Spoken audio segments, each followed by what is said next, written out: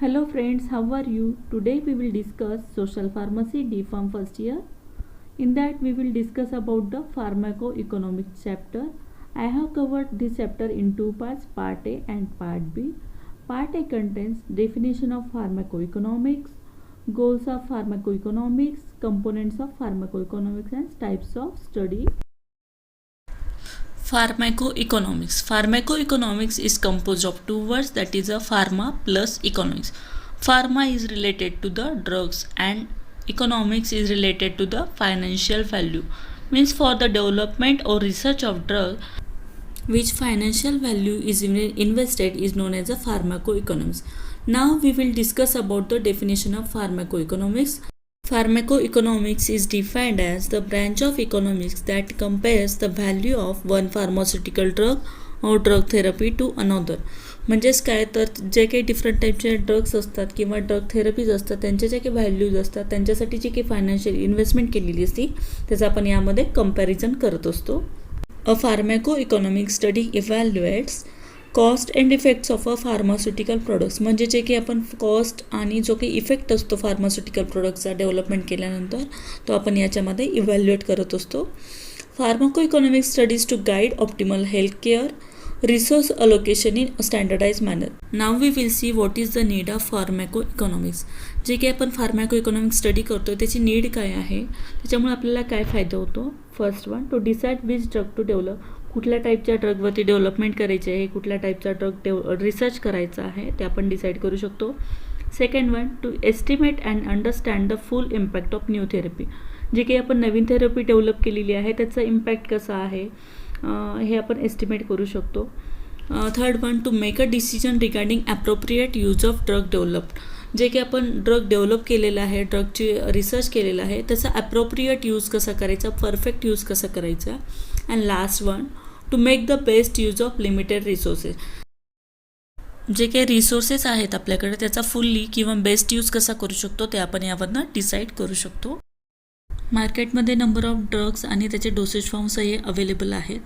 आपल्याला माहिती आहे डिफरंट टाईपचे डोसेज फॉर्म अवेलेबल आहेत according to different types of जे काही पेशंट असतात, जेडियाट्रिक, पेडियाट्रिक. आपल्याला माहिती आहे मार्केटमध्ये सेम ड्रगचे different types of dosage form available आहेत, डिफरंट अल्टरनेटिव्ज अवेलेबल आहेत.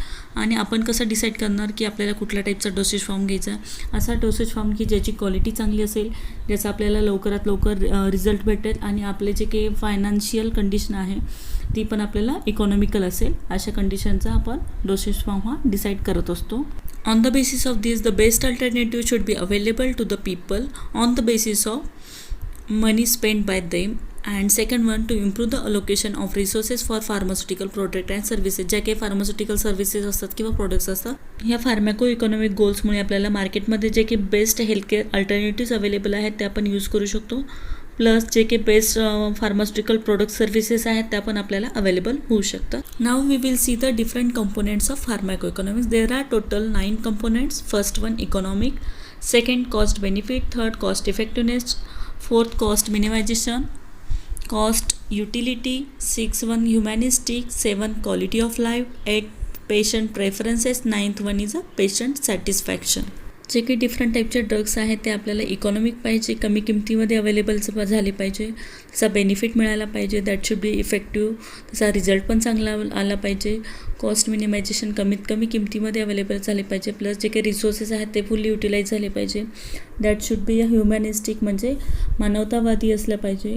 आणि जे काही आपल्याला रिझल्ट भेटतो, जे काही डिफरंट टाईपचे डिसीजेस आपण ट्रीट करतो त्यातला आपली जी काही लाईफ आहे that should be a quality life, म्हणजे त्याच्यामुळे आपली लाईफ पण आपण हेल्दी लाईफ जगलो पाहिजे.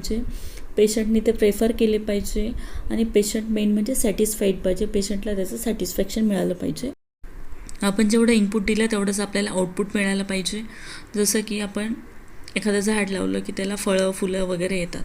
इन द सेम वे जसं आपल्याला आपण जेव्हा एखाद्या ड्रगच्या रिसर्चवरती किंवा डेव्हलपमेंटवरती जो काही खर्च करतो त्याच्या कम्पॅरेटिव्हली आपल्याला त्याचा रिझल्ट पण चांगला मिळायला पाहिजे, त्याची व्हॅल्यू पण चांगली मिळायला पाहिजे.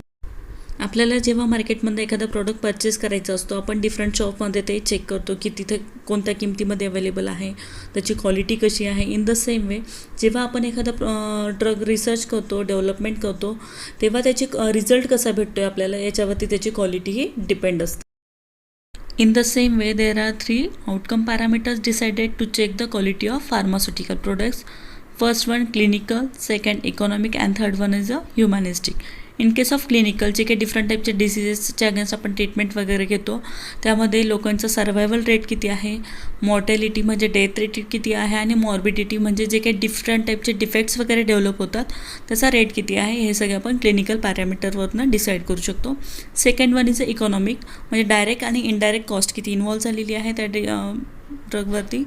Third one humanistic quality of life लोकांची लाईफची क्वालिटी कशी आहे. And third one next one is a patient preference किती लोक ह्या टाईपची ड्रग किंवा ड्रग थेरपी प्रेफर करतात ते सॅटिस्फाईड आहेत का ह्या सगळ्या गोष्टी आपण ॲज अ आउटकम पॅरामीटर म्हणून स्टडी करतो. Now we will discuss next point types of study. It is divided in 4 types. First one cost minimization analysis that is a CMA.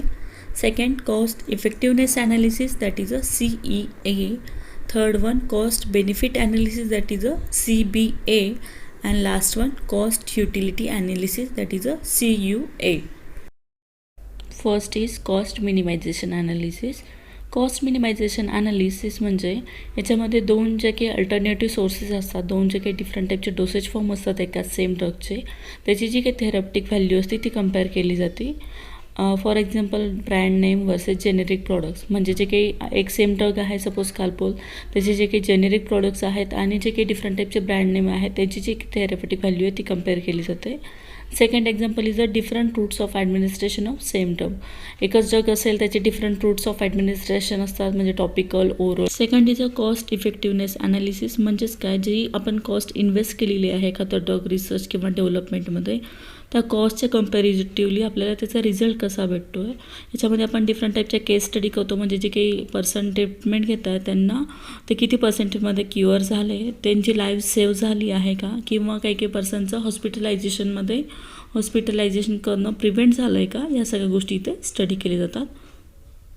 Third type is a cost benefit analysis. याच्यामध्ये आपण जी काही cost invest केलेली आहे comparatively in terms of money आपल्याला कसा benefit होतो ते आपण चेक करत असतो. Its result is express in terms of ratio of benefit to cost असं त्याला एक्सप्रेस करू शकतो.